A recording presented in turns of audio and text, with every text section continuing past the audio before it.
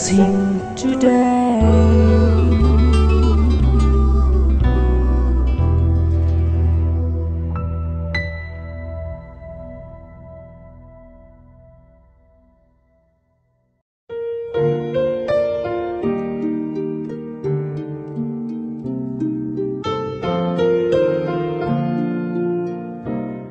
Welcome to blessing today.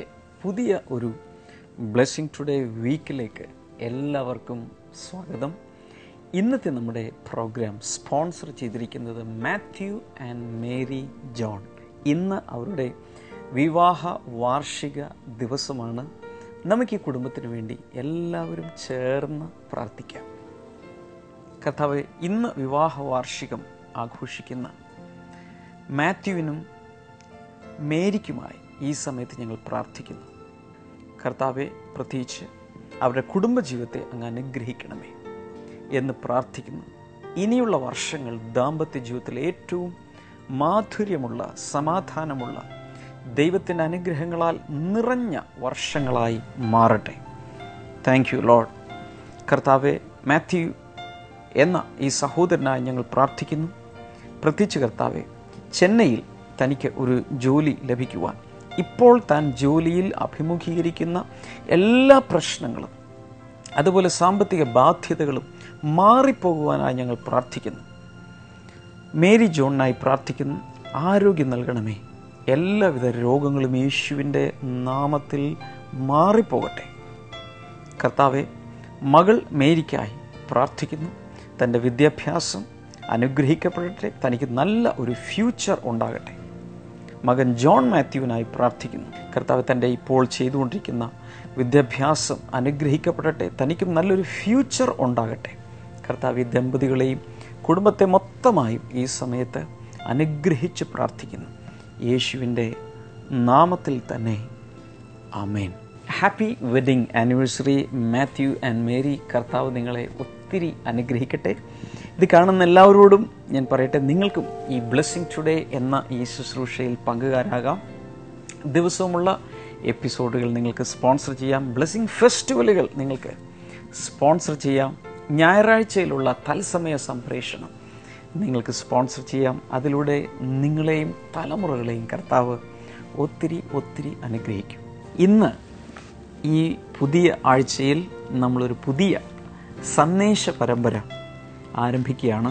ഓരോ സന്ദേശ പരമ്പരയും കഴിയുമ്പോൾ അതിൻ്റെ നോട്ട്സ് കൃത്യമായി ശേഖരിച്ചു വയ്ക്കുകയും പല സമയങ്ങളിലായി അതെടുത്ത് വായിക്കാനും അതിലെ റെഫറൻസുകൾ, ബൈബിൾ വാക്യങ്ങളൊക്കെ എടുത്ത് പഠിക്കാനൊക്കെ ദൈവം നിങ്ങളെ സഹായിക്കും. ഇന്ന് നമ്മൾ ആരംഭിക്കുന്ന പുതിയ സന്ദേശ പരമ്പര the ABC formula for success, വിജയത്തിൻ്റെ സൂത്രവാക്യം.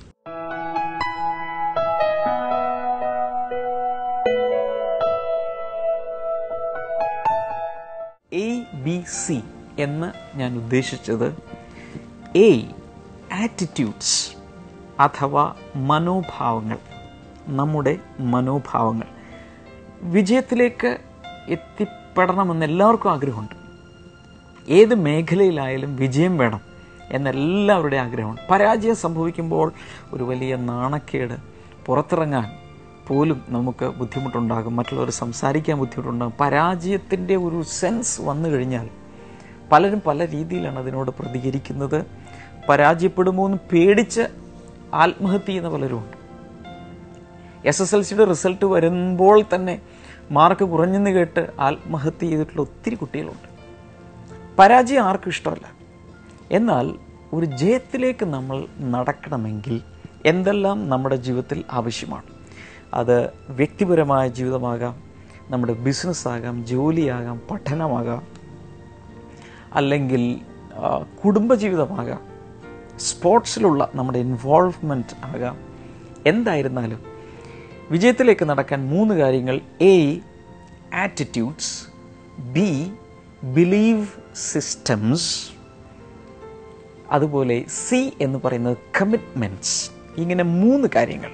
എൻ്റെ മലയാളത്തിൽ പറയുകയാണെങ്കിൽ മനോഭാവങ്ങൾ, നമ്മുടെ മനോഭാവങ്ങൾ; 2, നമ്മുടെ വിശ്വാസ രീതികൾ; 3, നമ്മുടെ സമർപ്പണം, പ്രതിബദ്ധത, നമ്മുടെ കമ്മിറ്റ്മെൻറ്റ്സ്. ഇങ്ങനെ 3 കാര്യങ്ങളിലാണ് ജീവിതത്തിലെ വിജയം ചുറ്റിപ്പറ്റി നിൽക്കുന്നത്. ഒത്തിരി കാര്യങ്ങൾ വിജയത്തിൻ്റെ സൂത്രവാക്യങ്ങൾ അല്ലെങ്കിൽ ഫോർമുലയായി 1 2 3 4 ആയിട്ട് പലർക്കും തരാൻ കാണും. എന്നാൽ വളരെ ലളിതമായ രീതിയിൽ ആർക്കും മനസ്സിലാക്കാവുന്ന രീതിയിലുള്ള ഒരു സൂത്രവാക്യമാണ് ഈ സന്ദേശ പരമ്പരയിലൂടെ ഞാൻ നിങ്ങളുമായി പങ്കുവെക്കുന്നത്. അതിലോരോന്നും എടുത്ത് നമുക്ക് നോക്കാം. ഫിലിപ്പ്യർക്കെഴുതിയ ലേഖനം, പൗലോസ് അപ്പോസ്തലൻ ഫിലിപ്പ്യർക്കെഴുതിയ ലേഖനം 2-ാം അധ്യായം. നിങ്ങളുടെ ബൈബിൾ ഒന്ന് തുറന്ന് നോക്കുക. അതിൽ 5-ാമത്തെ വാക്യം മുതൽ നമുക്കൊന്ന് നോക്കാം. ക്രിസ്തു യേശുവിലുള്ള ഭാവം തന്നെ നിങ്ങളിലും ഉണ്ടായിരിക്കട്ടെ.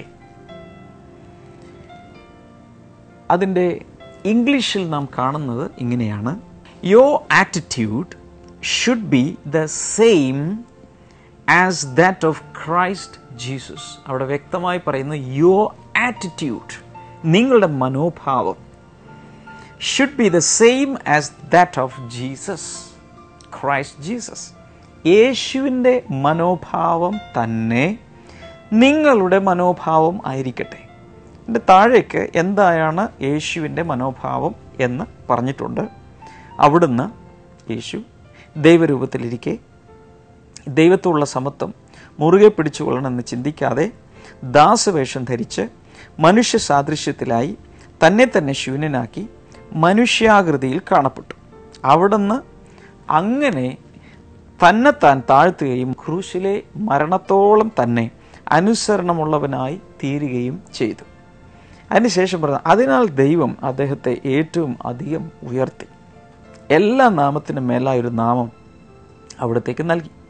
തന്മൂലം സ്വർഗത്തിലും ഭൂമിയിലും ഭൂമിക്ക് കീഴിലുമുള്ള എല്ലാ മുഴങ്കാലും യേശുവിൻ്റെ നാമത്തിൽ മടങ്ങുകയും എല്ലാ നാവും യേശു ക്രിസ്തു കർത്താവ് എന്ന പിതാവായ ദൈവത്തിൻ്റെ മഹത്വത്തിനായി ഏറ്റുപറയുകയും ചെയ്യും. ഞാനതങ്ങ് വായിച്ചു എങ്കിലും അതിൻ്റെ സംക്ഷിപ്ത രൂപം ഇത്രയേ ഉള്ളൂ: യേശുവിലുള്ള മനോഭാവം നിങ്ങളിലും ഉണ്ടായിരിക്കട്ടെ. എന്തായിരുന്നു യേശുവിൻ്റെ മനോഭാവം? യേശു ദൈവമായിരിക്കെ തന്നെ ദൈവവുമായുള്ള ഇക്വാലിറ്റി, ആ ദൈവരൂപം അത് മുറുകെ പിടിക്കാതെ ഒരു മനുഷ്യ രൂപത്തിലായി, ദാസരൂപത്തിലായി അവൻ താഴേക്ക് വളരെ താഴ്ന്ന് ഇറങ്ങി വന്ന് നമുക്ക് വേണ്ടി ക്രൂശിൽ മരിച്ചു. താഴ്മയുടെ ഒരു മനോഭാവം യേശുവിന് ഉണ്ടായിരുന്നു. യേശുവിൻ്റെ മനോഭാവം നമുക്ക് ഉണ്ടായിരിക്കണം. താഴ്മയുടെ മനോഭാവം നമുക്ക് ഉണ്ടായിരിക്കണം. ഇതാണ് പൗലോസ് അപ്പോസ്തലൻ പറഞ്ഞു വരുന്നത്. അതിൻ്റെ അർത്ഥം നമ്മുടെ മനോഭാവമാണ് വിജയത്തിലേക്ക്, ഔന്നത്യത്തിലേക്ക് നമ്മെ കൊണ്ടുപോകുന്നത്. സാധാരണ നമ്മളെല്ലാം പറഞ്ഞു കേട്ടിട്ടുള്ള ഒരു കാര്യമാണ് the attitude determines your altitude. അല്ലെങ്കിൽ നിങ്ങളുടെ മനോഭാവമാണ് നിങ്ങളുടെ ഔന്നത്യത്തെ നിർണയിക്കുന്നത്. എത്രത്തോളം ജീവിതത്തിൽ ഉയരും, എത്രത്തോളം ജീവിതത്തിൽ വിജയശ്രീലാളിതനാകും എന്നുള്ളത് തീരുമാനിക്കുന്നത് നമ്മുടെ മനോഭാവമാണ്, നമ്മുടെ കാഴ്ചപ്പാടാണ്, നമ്മുടെ നിലപാടാണ്. ഓരോന്നിനോടും നമ്മൾ എങ്ങനെ പ്രതികരിക്കും, ഓരോന്നിനെയും നമ്മൾ എങ്ങനെ കാണുന്നു, ആ മനോഭാവമാണ് എവിടെ വരെ അയാളുടെ ജീവിതത്തിൻ്റെ ഗ്രാഫ് എവിടെ വരെ ചെല്ലും എന്നുള്ളത് കാണിക്കുന്നത്. യേശുവിൻ്റെ മനോഭാവം ഏറ്റവും നല്ല മനോഭാവം ആയിരുന്നത് കൊണ്ട് അവൻ്റെ ജീവിതം ഉയർന്ന് ഉയർന്ന് ഉയർന്ന് ഉയർന്ന്, നമുക്കറിയാം യേശു തുടങ്ങിയത്, ഈ ഭൂമിയിലെ ജീവിതം തുടങ്ങിയത് ഒരു സത്രത്തിൽ, ഒരു കാലിത്തൊഴുത്തിലാണ്. എന്നാൽ യേശുവിൻ്റെ ജീവിതം അവസാനിക്കുന്നത് എവിടെയാണ്? ഏറ്റവും ഉയരത്തിൽ. എല്ലാ നാമത്തെക്കാളും മേലായ നാമം അവന് നൽകപ്പെട്ടു. എല്ലാ സ്ഥാനങ്ങളെക്കാളും മേലായ ഒരു സ്ഥാനം അല്ലെങ്കിൽ പൊസിഷൻ അവന് നൽകപ്പെട്ടു. നമ്മുടെ ജീവിതത്തിൽ എങ്ങനെയാണ് ആറ്റിറ്റ്യൂഡ്സ്, അതിനുശേഷം ബിലീഫ് സിസ്റ്റംസ്, അതിനുശേഷം കമ്മിറ്റ്മെൻറ്റ്സ്, ഈ പ്രോസസ്സ് അല്ലെങ്കിൽ ആ പ്രക്രിയ എങ്ങനെയാണ് ഉണ്ടാകുന്നത്, എങ്ങനെ നമ്മൾ ഒരു സ്ഥാനത്തെത്തിച്ചേരുന്നു, അതിൻ്റെ ആ സ്റ്റെപ്പായിട്ടുള്ള പ്രവർത്തന രീതി ഒരല്പം അനാലിറ്റിക്കലായി നിങ്ങളോട് പറയാൻ ഞാൻ ആഗ്രഹിക്കുന്നത്. നമ്മുടെ തല എന്ന് പറയുന്നത്, നമ്മുടെ മൈൻഡ് എന്ന് പറയുന്നത്, ഇറ്റ്സ് എ തോട്ട് ഫാക്ടറി. ചിന്തകളുടെ ഒരു ഫാക്ടറിയാണ് നമ്മുടെ മനസ്സ്. ചിന്തകൾ പല പാറ്റേണുകളിലായി അല്ലെങ്കിൽ തോട്ട് പാറ്റേൺസ് ഉണ്ടായി ചിന്തകളിൽ നിന്നും ആശയങ്ങൾ ഉണ്ടാകുന്നു. പലവിധ ആശയങ്ങൾ, ഐഡിയാസ് നമ്മുടെ അകത്തുണ്ടാകും. ആശയങ്ങൾ നമ്മിൽ രൂപപ്പെട്ട് വരുമ്പോൾ അതിൽ നിന്നാണ്, ആ ആശയങ്ങളിൽ നിന്നാണ് ബിലീഫ് സിസ്റ്റംസ് ഉണ്ടാകുന്നത്, അല്ലെങ്കിൽ വിശ്വാസ രീതികൾ ഉണ്ടാകുന്നത്. ചിന്തകളാണ് ആദ്യം തുടങ്ങുന്നത്. ചിന്തകൾ പ്രത്യേക പാറ്റേണുകളിൽ നമ്മുടെ മനസ്സിലൂടെ ഇങ്ങനെ പ്രവർത്തിച്ചുകൊണ്ടിരിക്കുമ്പോൾ അതിൽ നിന്നും ബിലീഫ് സിസ്റ്റംസ് അല്ലെങ്കിൽ വിശ്വാസ രീതികൾ ഉണ്ടാകും. വിശ്വാസ രീതികൾ, അതിൽ നിന്നാണ് നമുക്ക് എക്സ്പെക്റ്റേഷൻസ്, പ്രതീക്ഷകൾ ഉണ്ടാകുന്നത്. പ്രതീക്ഷകൾ നെഗറ്റീവായ പ്രതീക്ഷകളാകാം, അല്ലെങ്കിൽ പോസിറ്റീവായ പ്രതീക്ഷകളാകാം. നല്ല ശുഭമായ പ്രതീക്ഷകളുണ്ടാകും, അല്ലെങ്കിൽ എന്തോ മോശമായത്, ഭയത്തോടെ എന്തൊക്കെയോ വരാൻ പോകുന്നു, എപ്പോഴും നെഗറ്റീവായ എന്തൊക്കെയോ തിന്മയായത് വരാൻ പോകുന്നു എന്ന് ചിന്തിക്കുന്ന വ്യക്തികളുണ്ട്. പക്ഷേ ഇതിൻ്റെ എല്ലാം തുടക്കം ചിന്തകളിൽ നിന്നാണ്. അതിൽ നിന്നാണ് ബിലീഫ് സിസ്റ്റത്തിലേക്കും പിന്നെ എക്സ്പെക്റ്റേഷൻസിലേക്കും വരുന്നത്. അതിൽ നിന്നാണ് ആറ്റിറ്റ്യൂഡ്സ് ഉണ്ടാകുന്നത്, അല്ലെങ്കിൽ നിലപാടുകൾ ഉണ്ടാകുന്നത് അതിൽ നിന്നാണ്. അതിനുശേഷം ആറ്റിറ്റ്യൂഡ്സ് ഡെവലപ്പ് ചെയ്ത് അദ്ദേഹത്തിൻ്റെ അല്ലെങ്കിൽ ആ പുരുഷൻ്റെ, സ്ത്രീയുടെ ബിഹേവിയർ അല്ലെങ്കിൽ പെരുമാറ്റം, ആളുടെ സ്വഭാവ രീതികൾ അതിൽ നിന്നാണ് ഉണ്ടാകുന്നത്. ബിഹേവിയറിലേക്ക് അതെത്തുന്നു. ബിഹേവിയർ കഴിഞ്ഞാൽ പിന്നെ അടുത്തത് കമ്മിറ്റ്മെൻറ്റ്സ് ആണ്. അയാളുടെ പെരുമാറ്റങ്ങളിൽ നിന്നുമാണ് പ്രത്യേകമായ ചിലതിനോടുള്ള അർപ്പണബോധം അല്ലെങ്കിൽ സമർപ്പണം, പ്രതിബദ്ധത ഉണ്ടാകുന്നത്. ഈ കമ്മിറ്റ്മെൻറ്റ്സിൽ നിന്നാണ് ആക്ഷൻസ് ഉണ്ടാകുന്നത്. പ്രത്യേകമായ ഒന്നിനോട് കാണിക്കുന്ന കമ്മിറ്റ്മെൻറ്റ് അല്ലെങ്കിൽ അയാളുടെ അർപ്പണ മനോഭാവത്തിലൂടെ അയാളുടെ ആക്ഷൻസ് അതിന് അനുകൂലമായി ഉണ്ടായിക്കൊണ്ടിരിക്കും. അതിൽ നിന്നും ഫോം ചെയ്തു വരുന്നതാണ് ഹാബിറ്റ്സ്. അയാളുടെ ശീലങ്ങൾ, നല്ലതാകാം ചീത്തയാകാം, ശീലങ്ങൾ അതിൽ നിന്നും ഉളവായി വരുന്നു. അങ്ങനെയുള്ള ശീലങ്ങളെല്ലാം കൂടെ ഫോം ചെയ്താണ് ക്യാരക്ടർ ഉണ്ടാകുന്നത്. ആ വ്യക്തിയുടെ പ്രത്യേകമായ സ്വഭാവം രൂപീകരിക്കപ്പെടുന്നത്, ക്യാരക്ടർ ഫോം ചെയ്യപ്പെടുന്നത് അതിൽ നിന്നാണ്. ഈ ക്യാരക്ടറാണ് അയാളുടെ ഡെസ്റ്റിനിയിലേക്ക് അല്ലെങ്കിൽ അയാളുടെ അന്ത്യമായി എത്തിച്ചേരുന്നത് എവിടെയാണോ ആ ലക്ഷ്യത്തിലേക്ക് അയാളെ കൊണ്ടുപോയി എത്തിക്കുന്നത്. ഞാൻ പറഞ്ഞ ആ പ്രോസസ്സ് നിങ്ങൾക്ക് ഏകദേശം മനസ്സിലായി കാണും. എഴുതി വെച്ചിട്ടുണ്ടെങ്കിൽ ഏറ്റവും നല്ലത്. അതിനുശേഷം വീണ്ടും നിങ്ങൾക്ക് ഈ ഭാഗങ്ങളൊന്ന് ചിന്തിച്ച് എവിടെ ലൈഫിൻ്റെ സ്റ്റിയറിംഗ് തിരിക്കാൻ കഴിയും എന്നുള്ളത് നിങ്ങൾക്ക് മനസ്സിലാവും. ഞാൻ ആദ്യം പറഞ്ഞ ആ ഫോമുല മറന്നു പോകരുത്. ആറ്റിറ്റ്യൂഡ്സ് അല്ലെങ്കിൽ നമ്മുടെ മനോഭാവങ്ങൾ, ബിലീഫ് സിസ്റ്റംസ് അല്ലെങ്കിൽ വിശ്വാസ രീതികൾ, മൂന്നാമത്തേത് കമ്മിറ്റ്മെൻറ്റ്സ് അല്ലെങ്കിൽ നമ്മുടെ അർപ്പണ മനോഭാവം. ഈ 3 കാര്യങ്ങളിലാണ് ജീവിതത്തിൻ്റെ വിജയത്തിലേക്കുള്ള ചവിട്ടുപടികൾ കിടക്കുന്നത്. ഇവിടെയാണ് മാറ്റങ്ങൾ വരുത്തേണ്ടത്. യേശുവിൻ്റെ മനോഭാവം എന്തായിരുന്നു എന്ന് കണ്ടു. വളരെ താഴ്മയുടെ മനോഭാവം. അതിൻ്റെ യേശുവിൻ്റെ മനോഭാവങ്ങളുടെ ഒരു ഭാഗം മാത്രമാണ് ഫിലിപ്പ് ലേഖനം 2-ാം അധ്യായത്തിൽ നമ്മൾ കാണുന്നത്. എന്നാൽ യേശുവിൻ്റെ നല്ല ഒത്തിരി മനോഭാവങ്ങൾ നമുക്ക് സ്വീകരിക്കാൻ കഴിയും. ബൈബിളിൽ പറഞ്ഞിരിക്കുന്ന നാമോ ക്രിസ്തുവിൻ്റെ മനസ്സുള്ളവർ ആകുന്നു.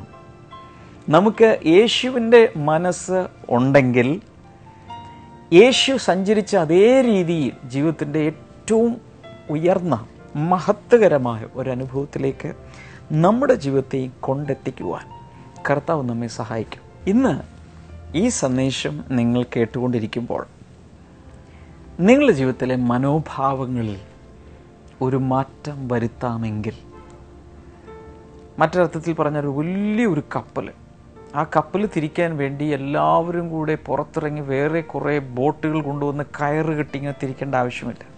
ആ കപ്പലിനൊരു ചുക്കാനുണ്ട്. അത് ചെറുതായി തിരിക്കുമ്പോൾ തന്നെ ആ വലിയ കപ്പൽ മുഴുവൻ ഏത് ഡയറക്ഷനിലാണോ അതിനനുസരിച്ച് അത് തിരിഞ്ഞുകൊണ്ടിരിക്കും. ഇതുപോലെ നമ്മുടെ അകത്ത് ഉള്ള മനോഭാവങ്ങളിൽ വ്യത്യാസം വരുത്താമെങ്കിൽ ജീവിതം മുഴുവൻ ശരിയായ ദിശയിലേക്ക് എവിടേക്ക് തിരിക്കുവാൻ ആഗ്രഹിക്കുന്നോ അവിടേക്ക്. ഇത് തിരിച്ചും വരാം. നല്ല മനോഭാവമുള്ള ഒരാൾ, നല്ല രീതിയിൽ ജീവിക്കുന്ന ഒരാൾ മോശമാകാൻ അയാളുടെ ഉള്ളിലുള്ള മനോഭാവത്തെ മാറ്റിയെടുത്താൽ മാത്രം മതി.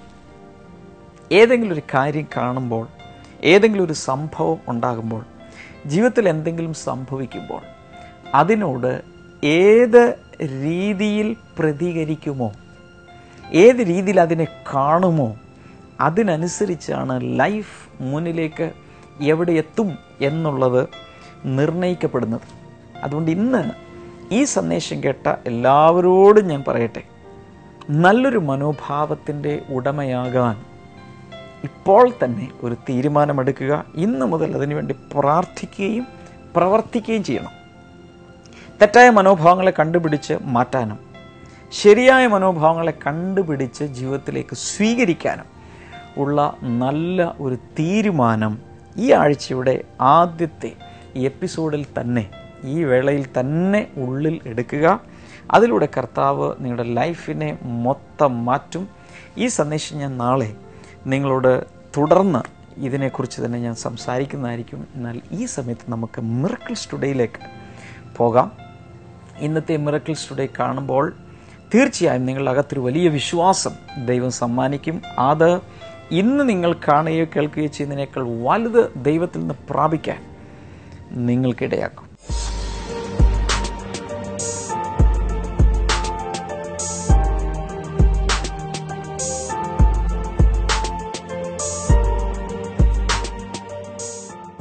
ബ്രദർ, ഈ സഹോദരൻ്റെ പേര് രാധാകൃഷ്ണൻ എന്നാണ്.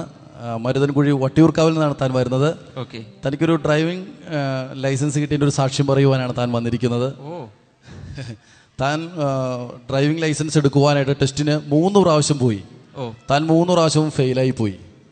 അവിടെ ചെല്ലുമ്പോൾ തനിക്ക് എന്തെങ്കിലും കുഴപ്പം വരും, തലകറങ്ങും, അല്ലെങ്കിൽ പേടി, വല്ലാത്ത പേടിയായിരുന്നു എനിക്ക് അവിടെ ചെല്ലുമ്പോൾ തന്നെ. അത് കാരണം 3 ടെസ്റ്റിലും താൻ ഫെയിൽഡായി പോയി. അത് നിരാശയോടെ വീട്ടിൽ വന്നു. ഫെബ്രുവരി മാസം 3-ാം തീയതി TV പ്രോഗ്രാം കണ്ടുകൊണ്ടിരുന്നപ്പോൾ ബ്രദർ ഇങ്ങനെ വിളിച്ചു പറഞ്ഞു, ഡ്രൈവിംഗ് ലൈസൻസ് കിട്ടാത്തത് മൂലം വല്ലാതെ ഭാരപ്പെട്ടിരിക്കുന്നു നിങ്ങൾ അടുത്ത ടെസ്റ്റിന് പോകുമ്പോൾ നിങ്ങൾക്ക് അത് കിട്ടിയിരിക്കും എന്ന് പറഞ്ഞു. അങ്ങനെ പറഞ്ഞു. സത്യമാണോ? ഡ്രൈവിംഗ് ടെസ്റ്റ് പാസ്സാകാതെ ഇന്ത്യയിൽ മാത്രമല്ല പുറത്തും പല പ്രാവശ്യമായിട്ട് പാസ്സാകുന്നില്ല. അങ്ങനെയുള്ള വ്യക്തികൾക്ക് വേണ്ടി കർത്താവെ ഞാൻ ഈ സമയത്ത് പ്രാർത്ഥിക്കുന്നു. പരീക്ഷകൾ പല പ്രാവശ്യം അറ്റംപ്റ്റ് ചെയ്തിട്ടും ജയം കാണാത്തവർ, കർത്താവെ അത്ഭുതകരമായി അങ്ങൊരു വിടുതൽ അയക്കണമേ. എത്രയും വേഗം അവർ അത് പാസ്സാകട്ടെ. TV പ്രോഗ്രാമിൽ അത് കേട്ടു കണ്ടുകൊണ്ടിരിക്കുമ്പോൾ ബ്രദർ ഡാമിൻ ഇങ്ങനെ പറഞ്ഞു, ലൈസൻസ് ലഭിക്കാത്ത ഒരു വ്യക്തിയെ എന്നെ കാണുന്നു. തീർച്ചയായിട്ടും ദൈവം വല്ലാതെ ഭാരപ്പെട്ടിരിക്കുന്ന ഒരു വ്യക്തിയാണ്. തനിക്ക് അതിനു മുമ്പ് 3 പ്രാവശ്യം പോയി, എന്നിട്ട് അത് ചെയ്യാൻ പറ്റില്ല. അവിടെ ചെന്നപ്പോ എന്ത് പറ്റി? ഭയം ചെന്നപ്പോ ഒരു തലകറക്കമൊക്കെ വരും. അതിനുശേഷം ഏപ്രിൽ മാസം തീയതി താൻ ടെസ്റ്റിന് പോയി. ഇങ്ങനെ എന്നോട് പറഞ്ഞത്, അവിടെ ചെന്നപ്പോ എനിക്ക് വല്ലാത്തൊരു ശക്തി എന്നിലേക്ക് ഇറങ്ങുന്നതായിട്ട് തോന്നി. താൻ ധൈര്യത്തോടെ താൻ വണ്ടി മുന്നോട്ടെടുത്തു. സുഖമായി ടെസ്റ്റ് പാസ്സായി. അത് കിട്ടി. ഇപ്പോൾ സമാധാനവും സന്തോഷവും. താൻ കൺസ്ട്രക്ഷൻ കമ്പനിയിൽ വണ്ടി ഓടിക്കുകയാണ് ഇപ്പോൾ. ലൈസൻസോടുകൂടെ കൺസ്ട്രക്ഷൻ കമ്പനിയിലെ വണ്ടി ഓടിച്ചുകൊണ്ടിരിക്കുന്നു. ഇനി ഇതേ ഭയമുള്ള ആരെങ്കിലും ഇവിടെയോ അല്ലെങ്കിൽ ഈ പ്രോഗ്രാം കാണുകയോ ചെയ്യുന്നുണ്ടെങ്കിൽ അതേ യേശു. ചിലർക്കുണ്ട് പരീക്ഷാ ഹാളിലേക്ക് ചെല്ലുമ്പോൾ, ഒരാൾ എന്നോട് പറഞ്ഞ പരീക്ഷാ ഹാളിലെത്തി പരീക്ഷ എഴുതാൻ തുടങ്ങിയപ്പോൾ ബെഞ്ചിലും താഴെയൊക്കെ വെള്ളം, നോക്കിയപ്പോൾ വേർത്ത് ഒഴുകി അവിടെ മുഴുവൻ വെള്ളം കെട്ടിക്കിടക്കുക. അതുപോലെ പേടിയുള്ള പലരുമുണ്ട്. പക്ഷെ യേശുവിനോട് കൂടിയാണ് നമ്മൾ പരീക്ഷാ ഹാളിലേക്ക് പോകുന്നതെങ്കിൽ അസാമാന്യമായൊരു ധൈര്യം നമ്മുടെ അകത്ത് വരും. ഇതുപോലെ ഇന്റർവ്യൂവിലോ അല്ലെങ്കിൽ ടെസ്റ്റുകൾക്കോ ഒക്കെ പോകുമ്പോൾ ഭയമുള്ളവരുണ്ടെങ്കിൽ നമ്മൾ ഒരുമിച്ച് പ്രാർത്ഥിക്കാൻ പോകും. യേശുവിന്റെ നാമത്തിൽ ഇപ്പോൾ കർത്താവ് ഞങ്ങൾ ഒരുമിച്ച് പ്രാർത്ഥിക്കുന്നു. ഏതെങ്കിലും ടെസ്റ്റുകൾ എഴുതാൻ, അല്ലെങ്കിൽ ഡ്രൈവിംഗ് ലൈസൻസിന്, ഇന്റർവ്യൂവിന്, വിസയുടെ ഇന്റർവ്യൂവിന്, എവിടെയെങ്കിലുമൊക്കെ അധൈര്യം നിമിത്തം, ഭയം നിമിത്തം അത് സാധിക്കാതെ ഭയത്തിന്റെ ആത്മാവിൽ കഴിയുന്നവർ ഇപ്പോൾ യേശുവിന്റെ നാമത്തിൽ വിടുതലുമായി പുറത്തു വരട്ടെ. ഈ സഹോദരന് വേണ്ടി പ്രവർത്തിച്ച അതേ കർത്താവ് മഹാത്ഭുതങ്ങൾ ഇവർക്ക് വേണ്ടി പ്രവർത്തിക്കുന്നതിനായി നന്ദി. ഒരു ജയത്തെ പകരുന്നു, ജയത്തിന്റെ ആത്മാവിനെ ഞങ്ങൾ പകരുന്നു യേശുവിന്റെ നാമത്തിൽ. ആമേൻ. God bless you. ആത്മീയ ജീവിതത്തിൽ നിങ്ങൾക്കുള്ള സംശയങ്ങൾ ബ്രദർ ഡാമിയനോട് ഫോണിലൂടെ ചോദിക്കുവാനുള്ള ഒരു സുവർണാവസരം. ഫെബ്രുവരി 11 തിങ്കളാഴ്ച വൈകിട്ട് 6 മണി മുതൽ 8 മണി വരെ മാത്രം. വിളിക്കേണ്ട നമ്പർ 0484-422-100, 0484-422-101. നമുക്ക് ഈ സമയത്ത് ഒരുമിച്ച് പ്രാർത്ഥിക്കാം. കർത്താവേ, വിശ്വാസത്തോടെ അങ്ങയുടെ സന്നിധിയിലേക്ക് ഞങ്ങൾ വരുന്നു. അനേകർ പല രാഷ്ട്രങ്ങളിലിരുന്നു കൊണ്ട് പല സമയങ്ങളിലായി ഇത് കാണുമ്പോൾ, കാണുന്നവരാരായിരുന്നാലും അവരകത്തവർ വിശ്വസിക്കുമ്പോൾ, ദൈവം അങ്ങയുടെ വചനം പറയുന്നത് പോലെ വിശ്വാസം കൂടാതെ ആർക്കും ദൈവത്തെ പ്രസാദിപ്പിക്കാൻ സാധ്യമല്ലല്ലോ. ആകയാൽ കർത്താവെ, വിശ്വാസത്തോടെ ഇരിക്കുന്ന എല്ലാവരും അങ്ങയെ പ്രസാദിപ്പിക്കുന്നത് കൊണ്ട് ഇപ്പോൾ തന്നെ അവർക്ക് വേണ്ടി ദൈവത്തിൻ്റെ ആ പ്രസാദത്തിൽ നിന്നുമുള്ള വിടുതലുകൾ ഉണ്ടാകട്ടെ. യേശുവിൻ്റെ നാമത്തിൽ വലിയ വിടുതലുകൾ ഉണ്ടാകട്ടെ. മണി എന്നു പേരുള്ള ഒരു വ്യക്തിയെ കർത്താവ് ഈ സമയത്ത് കാണുന്നു. ശരീരത്തിലുള്ള ചില രോഗങ്ങളെ കർത്താവ് ഈ സമയത്ത് കണ്ട് ഒരു വലിയ സൗഖ്യം തരികയാണ്. എന്നാൽ നിങ്ങളുടെ ശരീരത്തിലുള്ള ആ രോഗത്തേക്കാൾ വലിയൊരു മനപ്രയാസത്തിലൂടെയാണ് നിങ്ങൾ പോയിക്കൊണ്ടിരിക്കുന്നത്. എന്നാൽ യേശുവിൻ്റെ ആശ്വാസവും സൗഖ്യവും ഈ നിമിഷം നിങ്ങളുടെ വ്യക്തിപരമായ ജീവിതത്തിലേക്ക് ഇപ്പോൾ വരികയാണ്. യേശുവിൻ്റെ നാമത്തിൽ അത് സംഭവിക്കട്ടെ. കഴുത്തിന് തേയ്മാനമുള്ളൊരു വ്യക്തിയെ കർത്താവ് ഈ സമയത്ത് സൗഖ്യമാക്കുന്നു. നിങ്ങൾ വിശ്വസിച്ച് അത് സ്വീകരിക്കുക. In Jesus name. കടുത്ത സാമ്പത്തിക പ്രയാസങ്ങളിലൂടെ പോകുന്ന, എന്ന് വെച്ചാൽ വീടിനകത്ത് നിന്നും പുറത്തിറങ്ങാൻ പോലും അങ്ങനെ ഭയന്നിരിക്കുന്ന കുടുംബങ്ങൾ, കർത്താവ് നിങ്ങളുടെ ജീവിതത്തിൽ പ്രത്യാശ കൈവിടരുത്, നിരാശയിൽ വീണു പോകരുത്, ആത്മഹത്യയെക്കുറിച്ച് ചിന്തിക്കരുത്. കർത്താവിന് അവസ്ഥകളെ മാറ്റാൻ സമയമൊന്നും വേണ്ട. അവൻ അത്ഭുതങ്ങൾ ചെയ്യുന്ന ദൈവമാണ്. യേശു കർത്താവിൻ്റെ നാമത്തിൽ അവർക്കുള്ളിൽ വലിയൊരു പ്രത്യാശയും ധൈര്യവും ഉണ്ടാകട്ടെ. ഇൻ ജീസസ് നെയിം വലിയ വിടുതലുകൾ ഉണ്ടാകട്ടെ. ശരീരത്തിൻ്റെ പല ഭാഗങ്ങളിൽ പ്രത്യേക രീതിയിൽ തടിപ്പുകൾ പോലെ വന്ന് ശരീരം മുഴുവൻ അതിങ്ങനെ നിറഞ്ഞുകൊണ്ടിരിക്കുന്നൊരു വ്യക്തിയെ കർത്താവ് ഈ സമയത്ത് സൗഖ്യമാക്കുന്നു. ആ ശരീരത്തിൽ നിന്നും ആ പാച്ചസ് മാഞ്ഞു പോകട്ടെ, ആ തടിപ്പ് മാഞ്ഞു പോകട്ടെ. In Jesus name. വിവിധ രീതിയിലുള്ള ക്യാൻസറുകൾ യേശുവിൻ്റെ നാമത്തിൽ ഇപ്പോൾ സൗഖ്യമാകട്ടെ. കരളിൻ്റെ പ്രശ്നങ്ങൾ, ലിവർ പ്രോബ്ലംസ്, കർത്താവ് യേശുവിൻ്റെ നാമത്തിൽ ഇപ്പോൾ സൗഖ്യമാകട്ടെ. കുടലിൻ്റെ അകത്തുള്ള പ്രോബ്ലംസ് സൗഖ്യമാകട്ടെ. മഞ്ഞപ്പിത്തം സൗഖ്യമാകട്ടെ. In Jesus name. Thank you Lord. കുഞ്ഞുങ്ങളില്ലാത്തവർക്കായി ഈ സമയത്ത് ഞാൻ പ്രാർത്ഥിക്കുന്നു. അത്ഭുതകരമായ കർത്താവെ, അവർക്ക് കുഞ്ഞുങ്ങളെ നൽകണമേ എന്ന് ഞാൻ പ്രാർത്ഥിക്കുന്നു. Thank you Lord. പഠിക്കുന്നവർക്കായി പ്രാർത്ഥിക്കുന്നു. യേശുവിൻ്റെ നാമത്തിൽ അവർക്ക് കർത്താവെ പഠനത്തിൽ വിദ്യാർത്ഥികളുടെ മേൽ ദൈവിക അനുഗ്രഹങ്ങളെ പകരുന്നതിനായി നന്ദി പറയുന്നു. Thank you Jesus. സ്വന്തം ഭവനങ്ങളില്ലാത്തവർക്കായി പ്രാർത്ഥിക്കുന്നു. കർത്താവ് അവർക്കായി പ്രവർത്തിക്കണമേ. വലിയ അനുഗ്രഹങ്ങളാൽ അങ്ങയുടെ ജനത്തെ ഇപ്പോൾ നിറയ്ക്കുന്നതിനായി നന്ദി പറയുന്നു. Thank you Lord. കർത്താവെ, ഓരോ വ്യക്തിയുടെ മേലങ്ങ് കൈവച്ച് ഇപ്പോൾ തന്നെ നിങ്ങളും TV സ്ക്രീനിലേക്ക് അല്ലെങ്കിൽ കമ്പ്യൂട്ടർ സ്ക്രീനിലേക്ക് കൈ നീട്ടി പിടിച്ചുകൊണ്ട് വിശ്വാസത്തോടെ വിടുതലുകളും രോഗസൗഖ്യങ്ങളും ഇപ്പോൾ സ്വീകരിച്ചാലും in the mighty name of Jesus be healed. കർത്താവെ, അങ്ങനെ ചെയ്തതിനായി നന്ദി പറയുന്നു. യേശുവിൻ്റെ നാമത്തിൽ തന്നെ ആമേൻ. God bless U. നാളെ ഇന്നത്തെ സന്ദേശം നമ്മൾ തുടരുന്നതായിരിക്കും. അതുകൊണ്ട് നാളത്തെ പ്രോഗ്രാം കാണാൻ മറക്കരുത്. നിങ്ങളുടെ ഫ്രണ്ട്സിനോട്, റിലേറ്റീവ്സിനോട് ബ്ലെസ്സിങ് ടുഡേ പ്രോഗ്രാമിനെ കുറിച്ച് പറയണം. അവരുടെ ജീവിതത്തെയും ഈ സന്ദേശങ്ങൾ അവരുടെ ജീവിതത്തെ ബിൽഡ് ചെയ്യും. കർത്താവ് ഒത്തിരി അനുഗ്രഹിക്കട്ടെ. God bless you. See you tomorrow. By.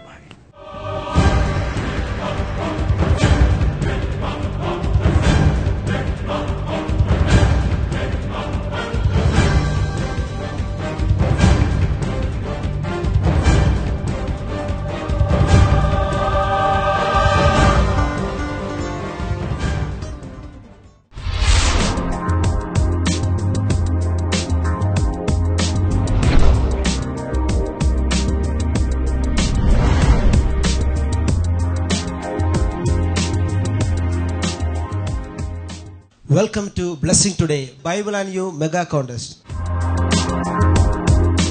അടുത്ത റൗണ്ട് കമ്പാരിസൺ റൗണ്ടാണ്. താരതമ്യം. 4 സുവിശേഷങ്ങളിലും യേശുവിൻ്റെ ജീവചരിത്രം രേഖപ്പെടുത്തിയിട്ടുണ്ട്. എന്നാൽ ചില സുവിശേഷകന്മാർ എഴുതുമ്പോൾ ചില കാര്യങ്ങൾ കൂടിയും കുറഞ്ഞും ഒഴിഞ്ഞൊക്കെ പോയിട്ടുണ്ട്. എന്നാൽ ആ വ്യത്യാസം കണ്ടെത്തുന്ന റൗണ്ടാണ് കമ്പാരിസൺ റൗണ്ട്. ഇതിന് മാർക്ക് നൽകുന്നത് ഒരു ചോദ്യമായിരിക്കും ഒരു വ്യക്തിയോട് ചോദിക്കുന്നത്. ഇതിന് ഒരു ചോദ്യത്തിന് 100 മാർക്കാണ് ശരിയായ ഉത്തരത്തിന് ലഭിക്കുന്നത്. എന്നാൽ ആ ഉത്തരം വളരെ കൃത്യമല്ലെങ്കിൽ, എന്നാൽ ഏകദേശം ശരിയുമാണ്, വളരെ കൃത്യമല്ലെങ്കിൽ 30 മാർക്ക് ലഭിക്കുകയുള്ളൂ. ആദ്യത്തെ ചോദ്യം പ്രിയയോടാണ്. My house will be called a house of prayer, but you are making it a den of robbers. This is a statement made by Jesus during the temple cleansing as recorded in Matthew 21, Mark 11 and Luke 19. But when John records this incident, there is a difference in the statement made by Jesus. State the difference.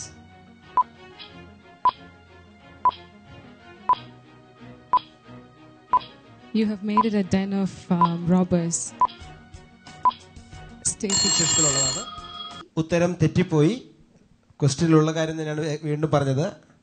അതിൽ ശരിയായിട്ടുള്ള ഉത്തരം ഇതാണ്. How dare you turn my father's house into a market?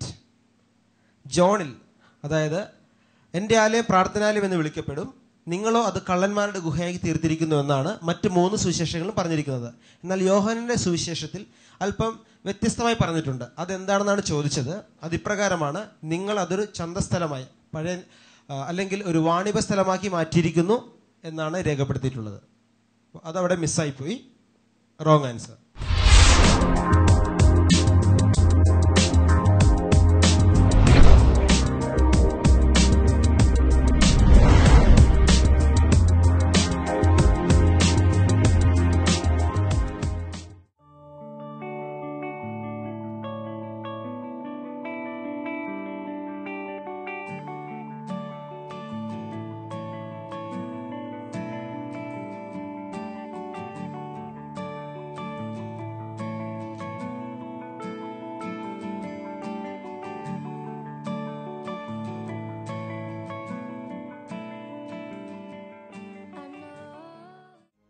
ഞങ്ങളുടെ address Blessing Today, post box number 2215, Edappally PO, Kerala, India 682024.